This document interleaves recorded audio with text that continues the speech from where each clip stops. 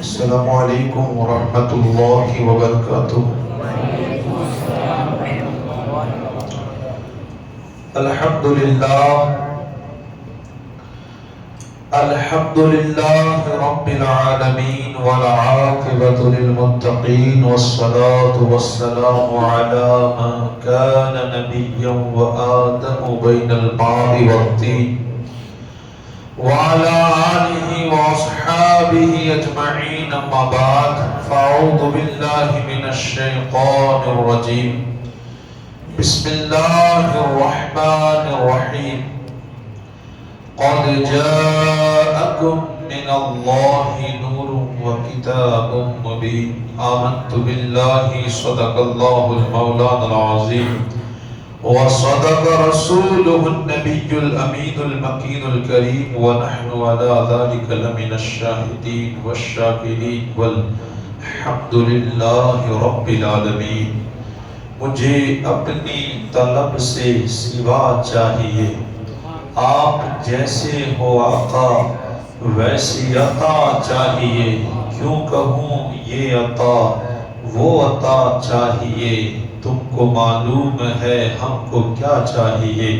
بلغ العلا بکمالہ کشف الدجا بجمالہ حسن جمیع خصالہ، صلوا علیہ وآلہ وسلموا تسلیما۔ اللہم صلی علی سیدنا مولانا محمد وبارک وسلم۔ صلاۃ و سلام علیک یا رسول اللہ صلی اللہ تعالی علیہ وسلم۔ سیرت مصطفیٰ صلی اللہ تعالی علیہ وسلم کی یہ گویا 5ویں محفل ہے۔ اللہ تعالی ہماری محفلوں کو قبول فرمائے، اللہ تعالی ہمیں سننے سے زیادہ عمل کرنے کی اللہ توفیق عطا فرمائے۔ جہاں سے بات میں نے چھوڑی تھی انشاءاللہ وہیں سے میں اپنی بات کا آغاز کروں گا۔ آئیے اس سے پہلے ایک کلام کے چند اشعار پیش کرتا ہوں۔ بڑا خوبصورت سا کلام لکھا ہے، مل کے پڑھنے کی کوشش کریں۔ اس سے پہلے ایک مرتبہ جھوم کے کہیں یا رسول اللہ۔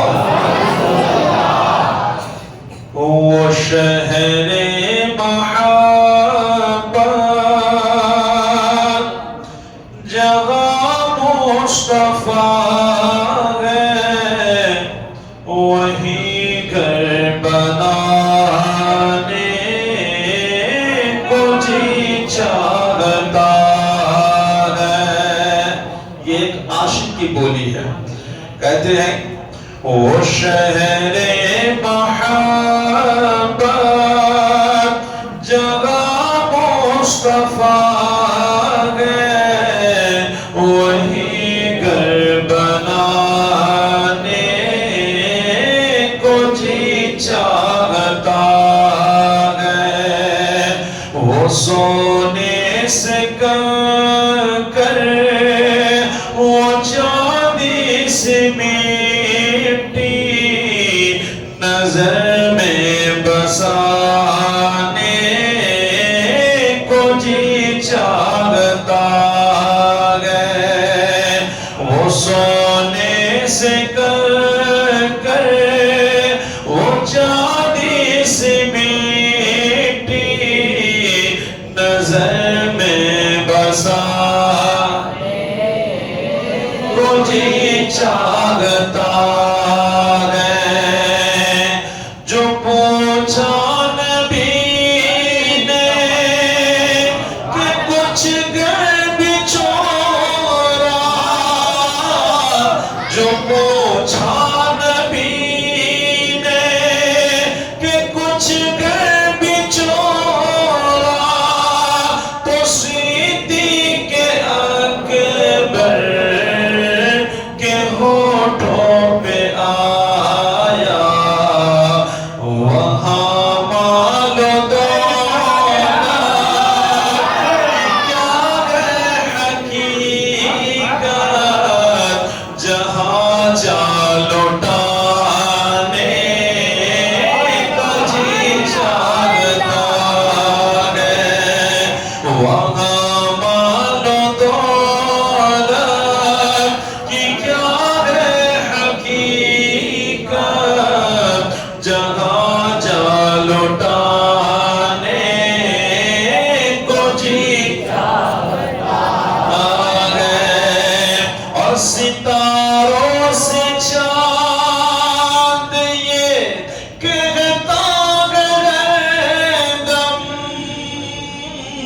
ستاروں سے یہ چاند کہتا ہے دم تمہیں کیا بتاؤں وہ ٹکڑوں کا عالم اشارے میں آقا کہ اتنا مزہ تھا کہ پھر ٹوٹ جانے کو جی چاہتا ہے اشارے میں آقا کہ اتنا مزہ تھا کہ پھر ٹوٹ جانے کو جی چاہتا ہے۔ اور محبت کرنے والے لوگ کیسے کیسے ہیں، کیا کہتے ہیں کہ جہاد محبت۔ یہ واقعہ اگر آپ کو یاد ہے حضرت حنظلہ کا تو اس شعر میں انشاءاللہ آپ کو بڑا لطف ملے گا۔ کہتے ہیں کہ جہاد محبت کی آواز گونجی، جہاد محبت کی آواز گونجی، کہاں ہر زبان نے یہ دلہن سے اپنی اجازت اگر ہو تو جام شہادت لبوں سے لگانے کو جی چاہتا ہے، اجازت اگر ہو تو جام شہادت لبوں سے لگانے کو جی چاہتا ہے۔ اور حضرت علی اصغر کے نام پہ کہہ دے سبحان اللہ۔ اللہ ہمارے بچوں میں بھی ایسے حوصلے پیدا فرمائے۔ کہتے ہیں وہ نرہا سا اصغر وہ ایڑی رگڑ کر، وہ ننہا سا اصغر وہ ایڑی رگڑ کر یہی کہہ رہا تھا وہ خیمے میں رو کر، اے بابا میں پانی کا پیاسا نہیں ہوں، میرا سر کٹانے کو جی چاہتا ہے۔ کاش ہماری قوم میں ایسا جذبہ پیدا ہو جائے، کاش ایسا جذبہ پیدا ہو کہ سرکار کی ناموس پہ انسان کبھی جان کی پرواہ نہ کرے۔ وہ جذبہ جو مولا اصغر نے دیا ہے کہ اشارے میں آقا کہ اتنا مزہ تھا کہ پھر ٹوٹ جانے کو جی چاہتا ہے، اے بابا میں پانی کا پیاسا نہیں ہوں، میرا سر کٹانے کو جی چاہتا ہے۔ درود پاک پیش کرے اللہم صلی علی سیدنا مولانا محمد مبارک وسلم، صلاۃ والسلام علیک یا رسول اللہ صلی اللہ تعالی علیہ وسلم۔ اللہ تبارک و تعالی مجھے کلمۃ الحق کہنے اور سننے اور سنا کر اللہ عمل کرنے کی توفیق عطا فرمائے۔ حضرات محترم، آپ لوگوں کے سامنے حضرت سیدنا عبد المطلب رضی اللہ تعالی جو ہمارے اور آپ کے آقا حضور احمد مجتبیٰ محمد مصطفیٰ صلی اللہ تعالی علیہ وسلم کے دادا ہیں، ان کا ذکر ہو رہا تھا، کچھ کیا تھا، انشاءاللہ کچھ شروع کرتے ہیں۔ بات یہاں تک ہماری پہنچی تھی کہ اللہ تبارک و تعالیٰ کی طرف سے آپ کو یہ خواب بار بار دیا گیا کہ کنواں کھودو، الگ الگ نام سے، آخر میں بتایا گیا کہ زمزم کھودو، اور اشارہ دیا گیا کہ جہاں کوا چانچ مارے گا وہیں کھودنا ہے۔ جب آپ نے اشارے کے مطابق صبح اٹھے، دیکھا واقعی ایک کوا ہے، چانچ مار رہا ہے۔ دو بت کھڑے تھے، ادھر ایک لڑکی کا تھا، ادھر ایک لڑکے کا تھا۔ ان دونوں کے بیچ میں وہاں لوگ قربانی بھی کرتے تھے جو کافر لوگ تھے۔ اب وہ کھودنے لگے، اب ظاہر سی بات ہے، لوگوں نے پوچھا کیا کر رہے ہو؟ کہا اللہ کا حکم ہے، کنواں کھود رہا ہوں۔ پہلے تو لوگوں نے کچھ نہیں کہا، لیکن جب کچھ سونے کی چیزیں نمودار ہونے لگی تو کچھ بھاگیدار بھی کہا یہ تو ہمارا بھی حصہ ہے، ہمارا بھی اس میں حق بنتا ہے۔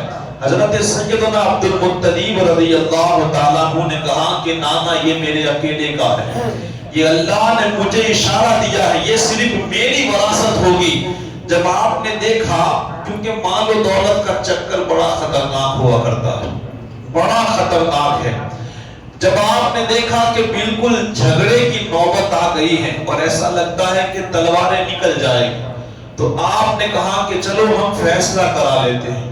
فیصلہ کرانے کے لیے بتاتے ہیں کہ ایک دور ایک بندہ رہتا تھا، اس کا نام تھا فیصلہ کرنے میں، تو کہا کہ اس کے پاس چلتے تھے، اب دور جانا تھا۔ حضرت سیدنا عبد المطلب رضی اللہ تعالیٰ چند لوگوں کو ساتھ لے کر، ادھر سے بھی چند لوگ، ادھر آپ کی طرف سے بھی چند لوگ جانے لگے۔ جب جانے لگے تو صحرا میں سے آپ کا گزر ہوا۔ اب صحرا جب آتا ہے، کبھی آپ کچھ جاؤ نا تو وہ ایک درگاہ ہے، کبھی جائیے گا جہاں سے وہ رن پڑتا ہے، خوف آتا ہے بیچ میں پہنچتے تو کہیں گاڑی کو کچھ ہو نہ جائے، کیونکہ یہاں تو چاروں طرف کوئی نظر ہی نہیں آتا ہے، رن دور دور تک کوئی نہ نظر آئے۔ آپ بہت دور تک نکل گئے، بیچ میں پہنچے، پانی کا نام و نشان نہیں، اور آپ کے پاس پانی ختم ہو چکا تھا۔ بڑی شدت سے سب کو پیاس لگی، وہ سامنے والوں پاس پانی تھا، آپ نے ان کے پاس مانگا ہمیں پلاؤ، بڑی پیاس لگی ہے، لیکن انہوں نے پانی نہیں دیا، کہا نہ ہم تو نہیں دیں گے، ختم ہو جائے گا تو ہم کیا کریں گے۔ آخرکار یہ بڑی تکلیف میں تھے، بیٹھ گئے، یہ بھی بیٹھے ہیں وہ بھی بیٹھے ہیں۔ حضرت عبد المطلب رضی اللہ تعالیٰ عنہ نے کہا کہ اگر ہم اسی طرح بیٹھے رہے اور مر گئے تو ہماری لاشیں ایسے ہی پڑے رہے گی، کیوں نہ ہم ایک کام کریں، اپنی اپنی قبر کھود دیتے ہیں، تاکہ کم سے کم ہم قبر میں تو مریں گے۔ تو یہی سوچ کر کے سب نے قبریں کھودی۔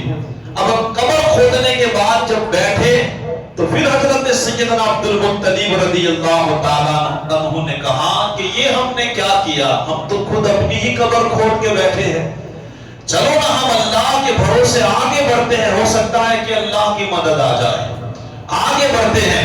لوگوں نے کہا بات صحیح ہے۔ کہتے ہیں کہ حضرت سیدنا عبد المطلب اپنی اونٹ پر بیٹھے اور چلنا ہی تھا کہ اس اونٹ کے قدم سے ایک پانی کا چشمہ نکل پڑتا ہے، ایک پانی کا چشمہ ابل پڑا۔ یہ دیکھ کر سارے لوگ حیران ہو گئے، جیسا عبد المطلب رضی اللہ تعالیٰ عنہ کی کرامت ظاہر ہو گئی۔ آپ نے خوب پانی پیا، جانوروں کو پلایا، اپنے ساتھ جو آئے تھے ان کو پلایا، ان لوگوں کو پانی کے لیے کہا آؤ تم بھی پی لو، مسجدیں بھر لو۔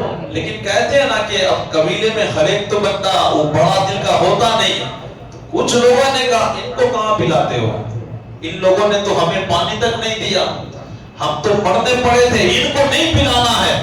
ایک تاریخی جملہ آپ نے کہا اور یہی حضور کی تعلیم ہے۔ میرے نبی پاک صلی اللہ علیہ وسلم نے اکثر آپ پڑھے، حضور کی یہی تعلیم ہے۔ حضرت سیدنا عبد المطلب نے کہا کہ اے لوگوں، انہوں نے جیسا کیا کیا ہم ان کی طرح ہو جائیں گے؟ انہوں نے جیسا کیا۔ یہاں مجھے ایک بزرگ کا بڑا خوبصورت واقعہ یاد ہے، چھوٹا ہے اس لیے میں پیش کر دیتا ہوں۔ ایک سمندر کے کنارے سے جا رہے تھے نا، تو ایک بچھو ڈوب رہا تھا، آپ نے اسے بچایا، وہ کاٹا، آپ نے چھوڑ دیا، وہ پھر ڈوبنے لگا، آپ نے پھر بچایا، وہ پھر کاٹا، آپ نے چھوڑا، ایسے ایسے چند مرتبہ ہوا تو آپ کے جو مریدین تھے انہوں نے کہا کہ حضرت بار بار آپ کو یہ تکلیف دیتا ہے پھر بھی آپ اسے بار بار بچاتے ہو، یہ جملہ لکھ کر کے لے جائیے گا۔ وہ بزرگ فرماتے ہیں کہ جب یہ اپنی برائی نہیں چھوڑتا تو میں اپنی اچھائی کیسے چھوڑ دوں؟ یہ مسلمانوں کی اصل میں تعلیمات ہے۔ مگر آج اس بات پہ بولا جائے تو بہت کچھ ہے، اطراف میں دیکھ لے کیا اس جملے پر ہم قائم ہیں؟ آقا کریم نے یہی تو کہا ہے نا، کوئی تم سے دشمنی کرے تمہیں نہیں کرنی ہے، کوئی تمہیں نہ دے تمہیں اس کو دینا ہے، کوئی رشتہ توڑے تمہیں توڑنا، یہ ہمارے نبی کی تعلیمات ہے۔ حضرت سیدنا عبد المطلب نے کہا انہوں نے نہیں دیا تو کیا ہوا، ہم ان کی طرح ہو جائیں گے؟ نا وہ ہم ایک نہیں ہے۔ آپ نے سب کو پانی پلایا۔ جب آپ کے یہ اخلاق اور کردار دیکھے نا، وہ کہنے لگے چلو واپس چلتے ہیں۔ کہا چلو نا فیصلہ کرائیں۔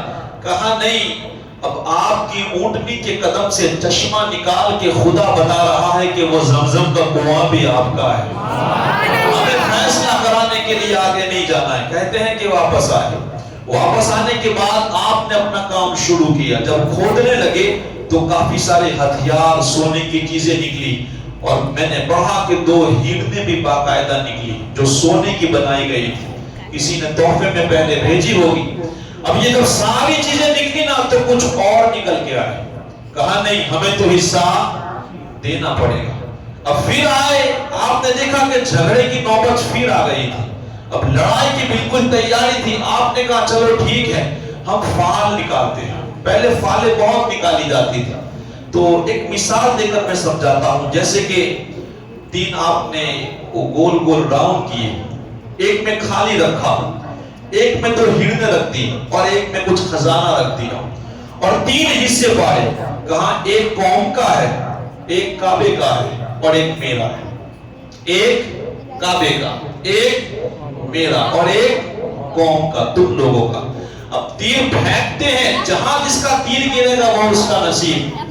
کہتے ہیں کہ تیر پھینکا گیا تو جو کعبے کا نام لکھا تھا وہ ہرنی پہ جا کر کے گرا، جو عبد المطلب کا نام تھا وہ خزانے پہ جا کے گرا، اور جو قوم کا نام تھا نا وہ خالی ہے، وہاں جا کر کے گرا۔ حضرت سیدنا عبد المطلب نے کہا دیکھا آپ کا حقیقت میں کچھ نہیں ہے۔ اب اس شرط پہ وہ لوگ مان گئے۔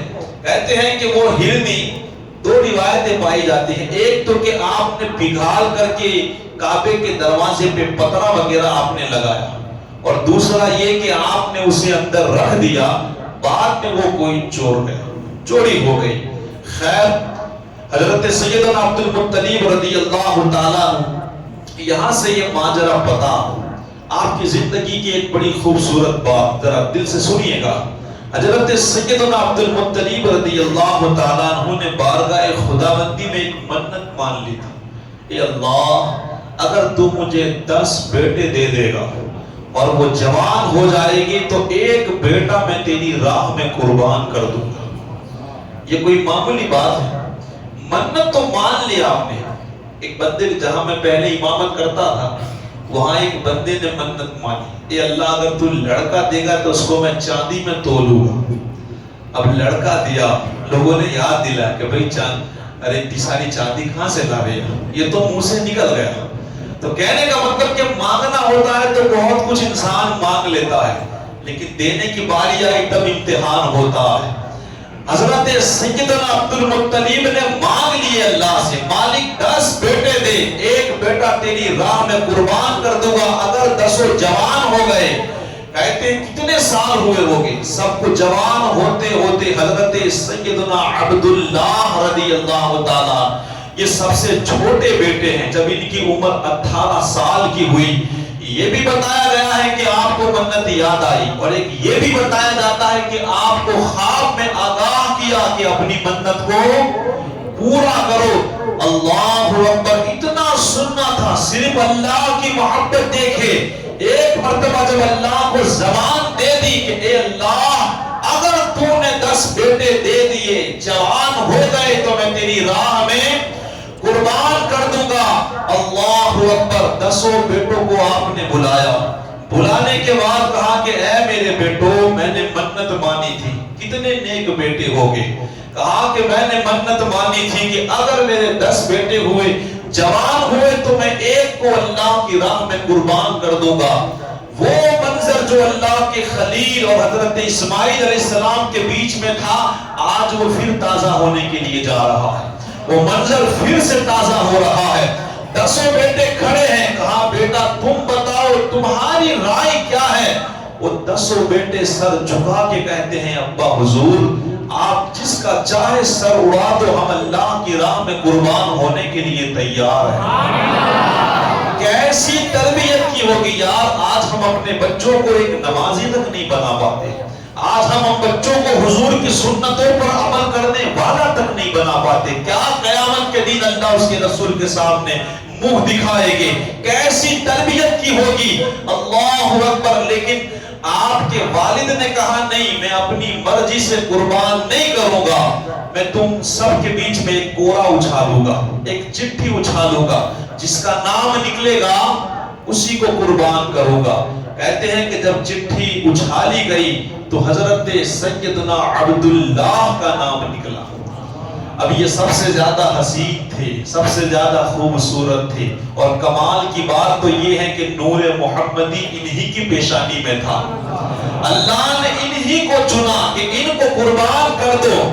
کہتے ہیں کہ آپ نے چھری منگائی، اپنے بیٹے کو لیٹا دیا، آستینیں چڑھا رہے ہیں۔ اللہ اکبر! یہ جذبہ کہاں سے لائیں گے؟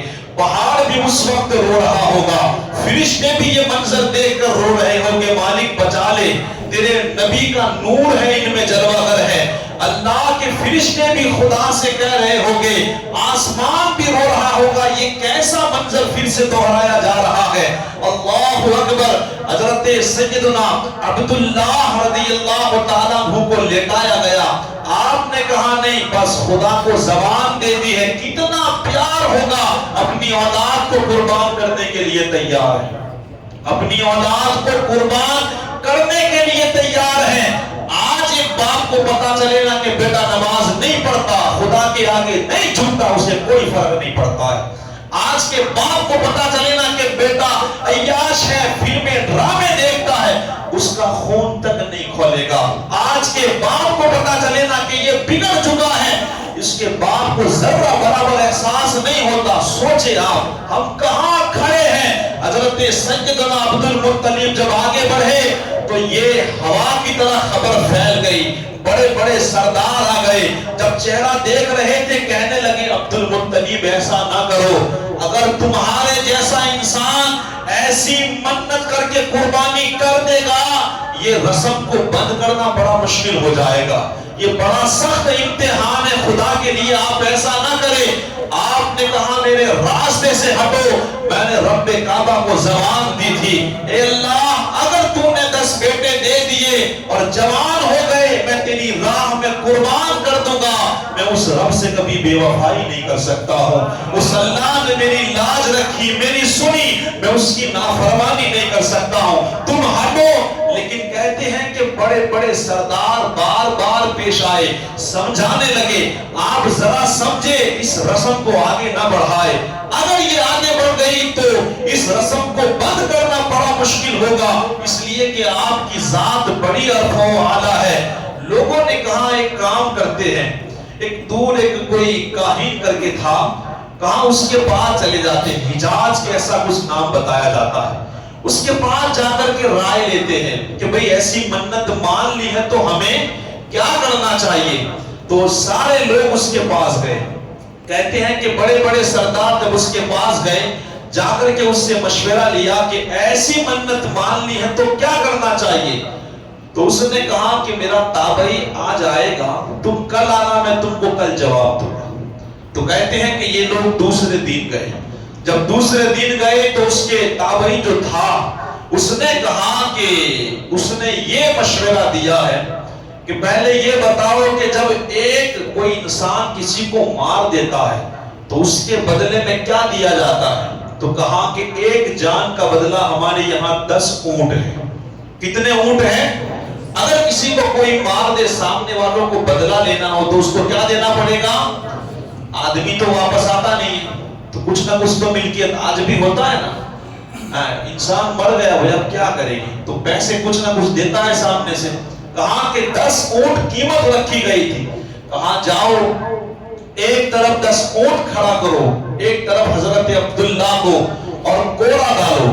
اگر اونٹوں کا کوڑا نکل گیا، اونٹوں کی چٹھی نکل گئی تو 10 اونٹ قربانی کر دو، تمہاری قربانی، تمہاری منت پوری ہو جائے گی. اور اگر عبداللہ کا نام نکلے تو ان 10 اونٹ کو قربان نہیں کرتا ہے، دوسرے 10 اس میں ملانے ہیں. تو کتنے ہو جائیں گے؟ 20. کہا پھر کوڑا ڈالو. اگر حضرت عبداللہ کا نام نکلے 10 پھر اکٹھا کرو، اور اگر اونٹ کا نام نکل جائے تو 20 قربان کر دو، قربانی ہو جائے گی. وہ لوگ آئے، حضرت عبد المطلب کو بتایا، 10 اونٹ کھڑے کیے گئے، حضرت عبداللہ کھڑے ہیں. کوڑا ڈالا گیا تو حضرت عبداللہ کا نام نکلا. کہتے ہیں کہ 10 اونٹ بڑھائے گئے، پھر چٹھی ڈالی گئی، پھر حضرت عبداللہ کا نام نکلا. اونٹ پھر بڑھائے گئے، 30 ہو گئے. تیسری چوتھی مرتبہ ڈالا گیا تو پھر حضرت سیدنا عبداللہ رضی اللہ تعالیٰ عنہ کا نام نکلا. اس طرح 40 ہو گئے. پھر ڈالا 50 60 70 80 90 100 اونٹ تک یہ چلے گئے. ابھی تک اونٹ کی چٹھی نکل ہی نہیں رہی تھی. جب 100 اونٹ مکمل ہوئے اور اب جب کوڑا ڈالا گیا تو اب اونٹوں کی چٹھی نکلی. کس کی نکلی؟ اونٹوں کی. لیکن دیکھیے محبت. حضرت عبد المطلب نے کہا کہ اس کی بات کا میں کیسے بھروسہ کروں، اس کی بات کا میں کیسے بھروسہ کروں، میں نے رب سے وعدہ کیا ہے. یہ کوئی دلیل تو نہیں ہوئی نا کہ اونٹوں کی نکل جائے. کہا کہ 3 مرتبہ چٹھی ڈالی جائے گی. اگر 3 مرتبہ اونٹوں کا نکلا تو میں سمجھوں گا کہ میرا رب یہ قربانی قبول کر دے گا، اور اگر 3 مرتبہ میں نہ نکل پائی تو میں میرے بیٹے کو قربان کر دوں گا. یہ میں نے رب کو زبان، یہ کیا محبت آنا تھی. اگر بندہ ایسی محبت کرے نا تو یاد رکھنا کوئی حکومت کسی کا بگاڑ نہیں سکتی ہے. اللہ سے ہمارا رشتہ بہت مضبوط ہونا چاہیے.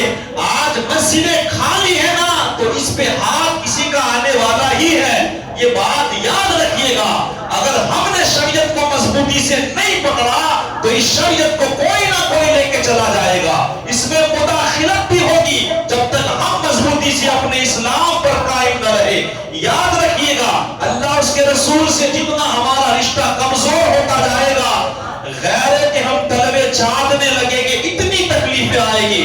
آج بھی وقت ہے اللہ اس کے رسول کے حکم کی پابندی کرو، انشاءاللہ اس کی مدد بہت جلد آ جائے گی. حضرت سیدنا عبد المطلب نے کہا دوسری مرتبہ بھی کوڑا ڈالا جائے. اب سارے قریش کے لوگ ہکے بکے ہیں، پریشان ہیں، یا اللہ یہ کیا ہو گیا. کیونکہ انہوں نے ایسے ہی کہہ دیا تھا کہ یہ کوئی ضروری تو نہیں ہے نا کہ اس نے کہہ دیا تو اللہ قربانی قبول فرما لے گا. تو پھر کوڑا ڈالا گیا. اللہ کا کرنا کہ کوڑا پھر اونٹوں کے نام نکلا. بڑے خوش ہوئے لوگ. لیکن حضرت عبد المطلب نے کہا کہ تیسری مرتبہ اور ڈالنا ہے، نکلنا چاہیے. پریشان تھے، منتیں مانگتے ہیں، دعا کرتے ہیں، اے اللہ تو رحم کر، اونٹوں کی چٹھی نکال دے، اے پاک پروردگار عالم. لوگ گویا فرشتے بھی دعا مانگتے ہوگے، سمندروں کے جانور بھی دعا کرتے ہوگے. جب تیسری مرتبہ کوڑا ڈالا گیا تو واقعی اونٹوں کی چٹھی نکلی.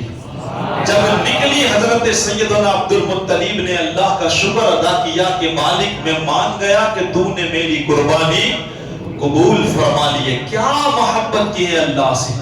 اللہ اکبر. جب ایسی محبت ہو نا تو کوئی بادشاہ بھی کعبے کو نہیں اکھاڑ سکتا ہے. اللہ بولی سنتا ہے. سب سے بڑا پاور تو اس کے پاس ہے. انسان کیا کر سکتا ہے؟ سب سے بڑی طاقت کا مالک ہے وہ. ہمارا رشتہ بس اس سے مضبوط کرنے کی آج بہت ضرورت ہے. اللہ اکبر. حضرت سیدنا عبداللہ رضی اللہ تعالیٰ عنہ کے بارے میں میرے آقا ارشاد فرمایا کرتے تھے کہ میں 2 ذبح ہونے والوں کا بیٹا ہوں. یہ ہمارے نبی لوگوں سے کہا کرتے تھے میں ذبیحین کا بیٹا ہوں. ایک حضرت سیدنا اسماعیل علیہ السلام اور دوسرے ان کے خود والد حضرت سیدنا عبداللہ رضی اللہ تعالیٰ. ان دونوں کو ذبح کرنا تھا، مگر دونوں کی پیشانی میں نور محمدی تھا، اللہ نے دونوں کی حفاظت فرمائی ہے۔ اس کے بعد حضرت سیدنا عبد المطلب رضی اللہ تعالی اپنے بیٹے کے حوالے سے بڑے پریشان رہا کرتے تھے، کسی طرح ان کی شادی ہو جائے۔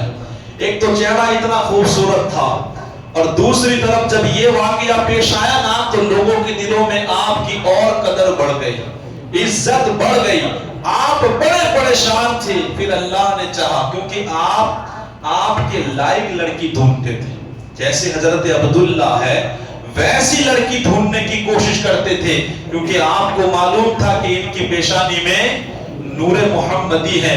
اللہ اکبر۔ پھر حضرت آمینہ حضرت عبداللہ کا کیسے نکاح ہوا، کیا سبب بنا، اور حضور صلی اللہ تعالی علیہ وسلم پھر ماں کی پیٹ میں آئے، اور کیا جلوے نظر آئے، کیا معجزات ظاہر ہوئے، کیا خوشی کا عالم تھا، کیسے ولادت ہوئی، انشاءاللہ میں اسے کل بیان کروں گا۔ لیکن سرکار کی آمد سے پہلے حالات کیسے تھے ایک مختصر انداز میں آپ کے سامنے پیش کر دوں۔ انشاءاللہ حضرت عبداللہ آمینہ کی شادی اور ولادت کی بات انشاءاللہ کل کریں گے۔ حضرات محترم، سرکار دو عالم صلی اللہ تعالی علیہ وسلم کا جب زمانہ قریب تھا آمد کا، حالات اتنے برے تھے کیا بتائے۔ آج ہم اپنے حالات دیکھتا ہوں نا میں اپنے معاشرے کے، تو میں اتنا ٹینشن جیسا ہوتا ہے کبھی کبھی کہ یار ہمارے پاس قرآن ہے، حدیث ہے، مصطفیٰ کی ذات ہے، پھر بھی ہمارے ایسے رواج ہیں، تو سوچو جن کے بعد جو بالکل جاہل تھے وہ کیسے ہو گئے۔ بہت سارے حالات لکھے گئے، یہ پوری کتاب ہے الحمدللہ، اس میں کئی سارے دیشوں کے حالات لکھے گئے کہ کیسے، اور سب سے زیادہ اس کے اندر عرب والوں کے حالات لکھے ہیں، کیونکہ حضور عرب میں تشریف لائے تھے۔ میں ایک یونان کے حالات بتاؤں۔ یونان میں ایک رواج گویا یہ تھا، بچہ پیدا ہوتا نا تو وہ صحت مند چاہیے، کیسا چاہیے، بالکل تندرست ہونا چاہیے۔ اگر کمزور بچہ پیدا ہوتا تو اسے جا کر جنگلوں میں چھوڑ کے چلے آتے، چاہ کیا تو پیاس سے مر جائے، بھوک سے مر جائے، کوئی جانور کھائے، اس سے کوئی لینا دینا نہیں۔ یہ ان کے حالات تھے، اور اگر کوئی لے جانا چاہے کوئی سخی انسان تو لے جا سکتا ہے۔ یہ یونان والوں کے حالات تھے۔ اور یہاں تک اگر بچہ صحت مند پیدا ہوتا تو 7 سالوں کے بعد اسے ماں کے پاس سے چھین لیا جاتا، اور اس کی ایسی تربیت کی جاتی، ایک سے ایک چیز کو سکھائی جاتی، یہاں تک کہ آخر میں اس کو چوری کرنا بھی سکھایا جاتا، اور چوری کرنے کے بعد اتنا ٹیلنٹ اس کے اندر بڑھا جاتا نا، اس کے اوپر کتنی بھی تم سزائیں کرو وہ کبھی اپنا منہ نہیں کھولے گا، ایسی ٹریننگ دی جاتی۔ ایک واقعہ لکھا ہے سیرت کی کتاب میں کہ ایک لڑکے نے چوری کی، لومڑی کی چوری، کس کی؟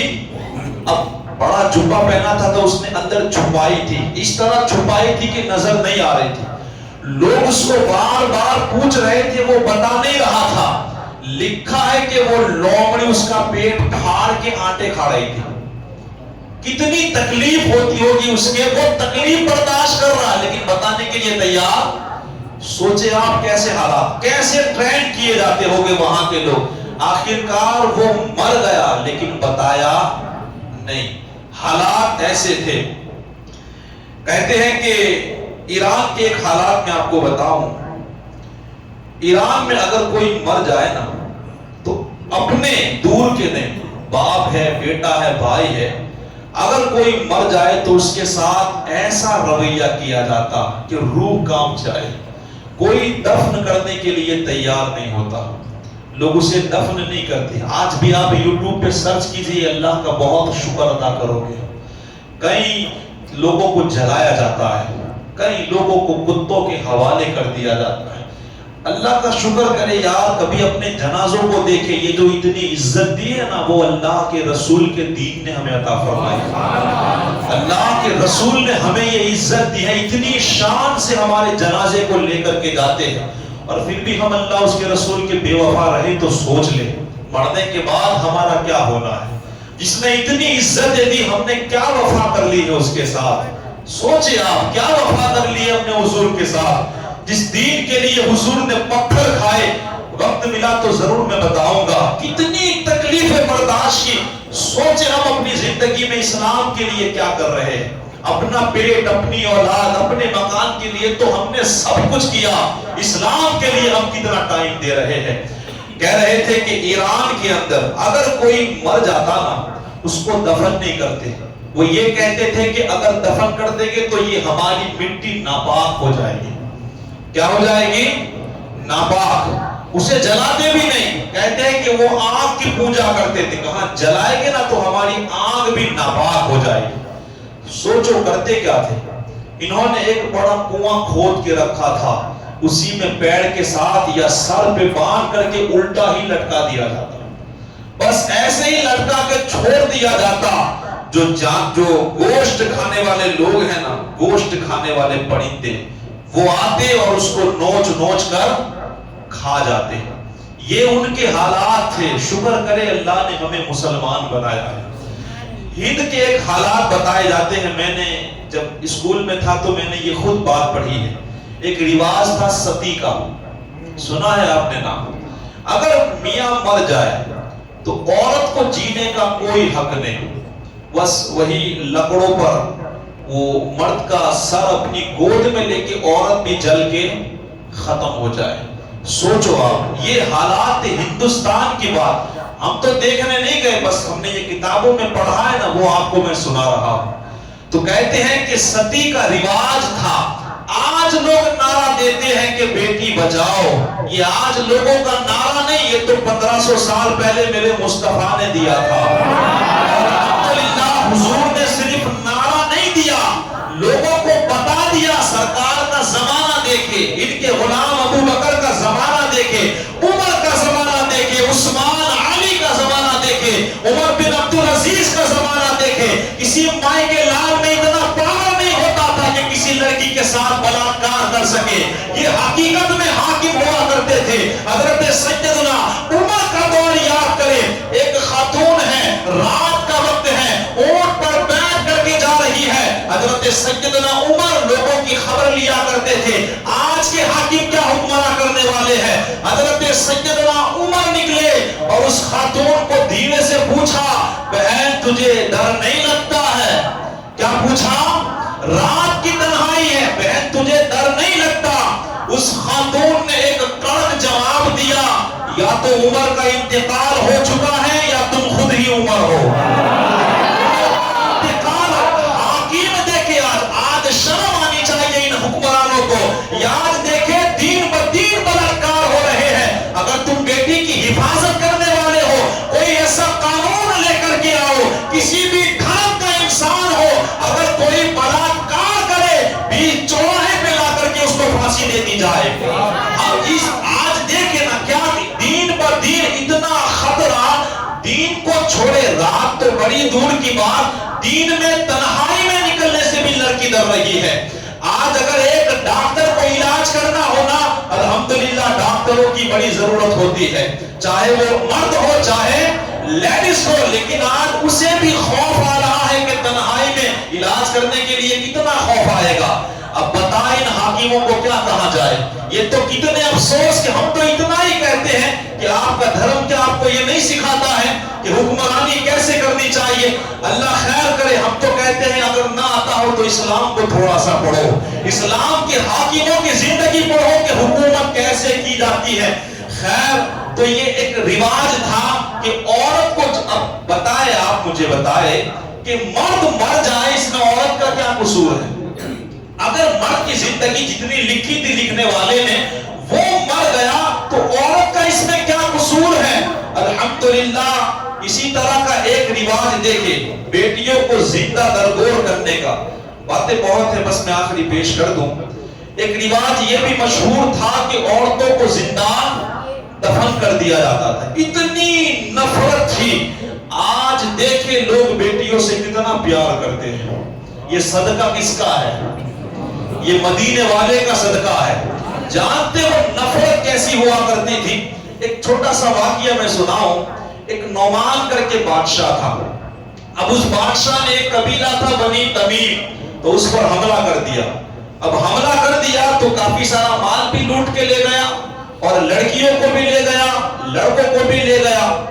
جب وہ اپنے گاؤں چلا گیا وہ نعمان بادشاہ، تو قبیلے کے کچھ بڑے لوگ ہیں، مشورہ کرنے کے بعد کہ چلو ہم بات کرتے ہیں، وہ مال نہیں دیتا کوئی بات نہیں، کم سے کم ہماری لڑکیوں کو اور ہمارے لڑکوں کو تو وہ چھوڑ دے۔ گئے بات کرنے کے لیے، کہا اتنا تو آپ رحم کرے۔ تو اس نے کہا کہ لڑکوں کو تو میں چھوڑ دیتا ہوں، لیکن جو لڑکیاں ہیں میں نے سپاہیوں میں بانٹ دی ہے۔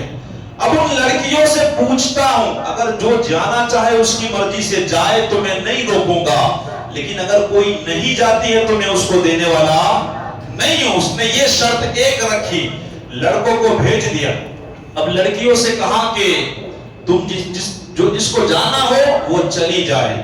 تو کہتے ہیں کہ کافی ساری لڑکیاں چلی گئی، غالباً سب چلی گئی، مگر ایک رک گئی۔ کتنی؟ ایک رک گئی۔ اس کا باپ کھڑا تھا، کہا بیٹی چلنا نہیں ہے؟ کہا نہیں۔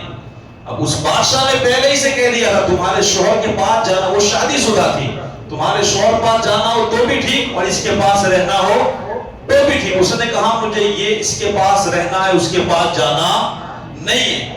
اب اسے اتنا غصہ آیا، اس باپ کو اتنا غصہ آیا بیٹیوں پر کہ اس کے بعد اس کے قبیلے میں 12 بیٹیاں پیدا ہوئی، سب کو اس نے زمین میں زندہ گاڑ دیا۔ اب آپ بتائیں اگر ایک بیٹی کسی کو لے کے بھاگ جائے تو دوسری کا کیا قصور ہے بھائی؟ لیکن یہ جہالت کا عالم تھا۔ ایسے ایک دو نہیں، ہزاروں کی تعداد میں ان عرب والوں نے لڑکیوں کو دفن کر دیا، زندہ درگور کر دیا۔ اور اگر جینا ہوتا نا تو اتنی خراب ان کی زندگی ہوتی کہ وہ ایسا سمجھتی بڑی ہو کر کہ کاش میں بچپن میں مر گئی ہوتی، کاش۔ ان کی زندگی ایسی تھی، کوئی جینے کا حق نہیں، ایک غلام والی چیز تھی۔ آج لوگ کہتے ہیں کہ اسلام عورتوں کو پنجرے میں قید کر کے رکھا ہے، عورتوں کو غلامی کی زنجیریں پہناتا ہے۔ کاش وہ اسلام آ کر کے پڑھے الحمدللہ عورتوں کو غلام نہیں، میرے مصطفیٰ نے تو آزاد فرمایا ہے۔ میرے مصطفیٰ نے اپنی بیٹی کی تربیت کر کے ایسی عورتوں کی زندگی بنائی، اگر بیٹی ہے تو وہ ماں باپ کے لیے رحمت ہے، اگر وہ شادی ہو گئی تو شوہر کے لیے رحمت ہو جائے گی، اور اگر ماں بنی تو اللہ کے رسول نے عرش جنت کھینچ کر کے اس کے قدموں میں لا کر کے رکھ دی۔ اتنا بڑا مقام، اگر میری مائیں بہنیں اگر کہیں سن رہی ہو تو میں ان کو یہ پیغام دیتا ہوں کہ یار اپنی زندگی کو سمجھو، تم کہاں تھی، اللہ کے رسول نے تمہیں کہاں پہنچایا ہے۔ کاش تم حضور کی باتوں پر عمل کر کے اپنے چہرے کو چھپا کر کے نکلا کرے، کاش حضور کی باتوں پر تم عمل کر کے اپنی اولاد کی اچھی تربیت کرے، نماز پڑھے، جتنا شکر کرے اتنا کم ہے کہ تم کہاں تھے اور اللہ کے رسول نے آج تمہیں کہاں پہنچایا ہے۔ واقعات تو بہت سارے ہیں، وقت نہیں ہے، مگر دیکھیں اللہ کے رسول صلی اللہ تعالی علیہ وسلم کی آمد سے کتنا بڑا انقلاب آیا۔ یاد رکھیں ایسے ایسے رواج تھے نا کہ اللہ خیر کرے۔ ایک آخری بات سنا دو، چھوٹی سی بات ہے، ایک سے ایک رواج تھے۔ دل تو چاہتا ہے کہ بہت ساری یہ باتیں تاکہ لوگوں کو حقیقت میں پتا چلے کہ سرکار جہاں عرب میں آئے تھے لوگ کیسے تھے۔ اگر 2 اونٹ باندھتے نا وہ لوگ، 2 اونٹ، ایک اونٹ بیمار ہو جاتا تو اچھے والے اونٹ کو وہ مارتے، کیا کرتے؟ اچھے والے، اور کہتے کہ اس کو مارے گے نا تو وہ اچھا ہو جائے گا۔ یہ جہالت تھی، اور ہمارے اندر کم نہیں ہے۔ اگر ہمارے نبی نے فرمایا کوئی بیماری کسی کو لگتی نہیں ہے، ہمارے لوگ کتنے بھاگتے، کسی کی آنکھیں آ جائیں تو بچوں کو بہت دور رکھتے ہیں، کہاں آنکھیں آ جائے گی۔ کیا ہمارے نبی کے قول پہ ہمیں اتنا بھروسہ نہیں ہے؟ بتائیں نا آپ ہم کہاں کھڑے ہیں۔ اور ایک آخری بات، اور اسی پہ انشاءاللہ میں اپنی بات کو ختم کر دوں گا۔ آپ پوری تقریر میں دیکھیے گا، میں نے جتنے دن کبھی لڑائی جھگڑے ہوتے نا تو کسی بڑے کے پاس فیصلہ کراتے تھے۔ کیا کراتے تھے؟ بڑوں کے پاس جاتے، جیسا کہ تانرجہ بہت بڑا، یہاں کسی کی لڑائی ہو گئی، اگر چوری ہو گئی تو جاؤ پولیس اسٹیشن ہے، میں یہی تو کہہ رہا ہوں نا۔ اگر کوئی دوسرا معاملہ آیا تو پولیس اسٹیشن ہے، لیکن اگر تمہارے شریعت کا معاملہ ہے، جیسے میاں بیوی میں طلاق ہو گئی، آپس کے اندر کے جھگڑے ہیں، تو تلاوڑی پر یا کہیں پر ہمارے علاقے میں جو عزت دار انسان ہے، دونوں گروپ وہاں جا کر کے اسے بس اپنا ایک جج بنا لے کہ یہ جو کہے گا وہ فائنل، اور ایسے کے پاس جائے جس کے دل میں حقیقت میں اللہ کا خوف ہو، وہ فیصلہ کرے گا۔ لیکن آج نہ تو ہم قرآن کی طرف جاتے ہیں، اور نہ ہی آج ہم شریعت کی طرف جاتے ہیں، نہ حدیثوں کی طرف جاتے ہیں، نہ کسی سادات کی طرف قدم بڑھاتے ہیں، بلکہ جا کر کے پولیس کے پاس چلے جاتے ہیں کیس کرتے ہیں۔ اور جانتے ہو آج اسی لیے اتنا ماحول طلاق کا بگڑا ہوا ہے، آج مسلمان بدنام اسی لیے ہیں۔ کاش وہ سمجھتے کہ یہ تو فیصلے ہماری شریعت نے ہمارے لیے کر دیے ہیں، ہمارے رسول نے ہمارے فیصلے، ہم حضور کی بارگاہ میں جانے کے لیے تیار نہیں۔ آج دوسروں کے پاس جا کر کے ہمارے لیے یہ قوانین بن رہے ہیں، آج تکلیفیں اسی لیے آ رہے ہیں۔